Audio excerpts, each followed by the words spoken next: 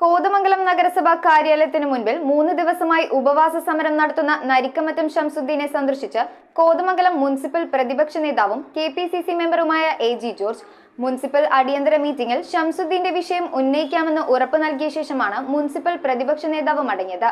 കൗൺസിലർമാരടക്കമുള്ള കോൺഗ്രസ് നേതാക്കളും പ്രവർത്തകരും പ്രതിപക്ഷ നേതാവിനൊപ്പം ഉണ്ടായിരുന്നു. മുനിസിപ്പൽ പ്രതിപക്ഷ നേതാവിനൊപ്പം അഡ്വക്കേറ്റ് അബു മൊയ്തീൻ, ഷമീർ പനക്കൽ, PM ബഷീർ, ഭാനുമതി രാജു തുടങ്ങി നിരവധി കോൺഗ്രസ് നേതാക്കളും പ്രവർത്തകരുമാണ് നരീക്കമറ്റം ഷംസുദ്ദീനെ സന്ദർശിക്കാനെത്തിയത്. സമരം 3 ദിവസം കടന്നിട്ടും മുനിസിപ്പൽ അധികാരികളുടെ ഭാഗത്തു നിന്നും ഇതുവരെയും യാതൊരു ചർച്ചയോ ഇടപെടലോ ഉണ്ടായിട്ടില്ലെന്നാണ് ഷംസുദ്ദീന്റെ ആരോപണം.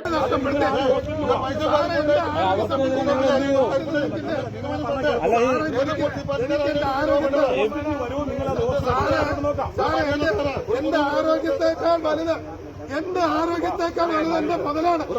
കടം മേടിച്ച മുതലാണ്.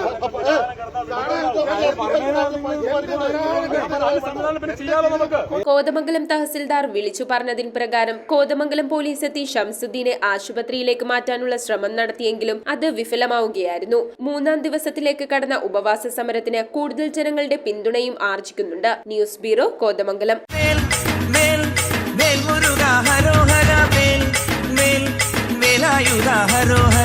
മധ്യ കേരളത്തിലെ അത്യപൂർവ ബാലസുബ്രഹ്മണ്യ സ്വാമി ക്ഷേത്രമായ പെരുമ്പാവൂർ രായമംഗലം കൂട്ടുമഠം ശ്രീ ബാലസുബ്രഹ്മണ്യ സ്വാമി ക്ഷേത്രത്തിൽ തിരുവാതിര തൈപ്പൂയ മഹോത്സവം 2024 ജനുവരി 19 മുതൽ 26 വരെ.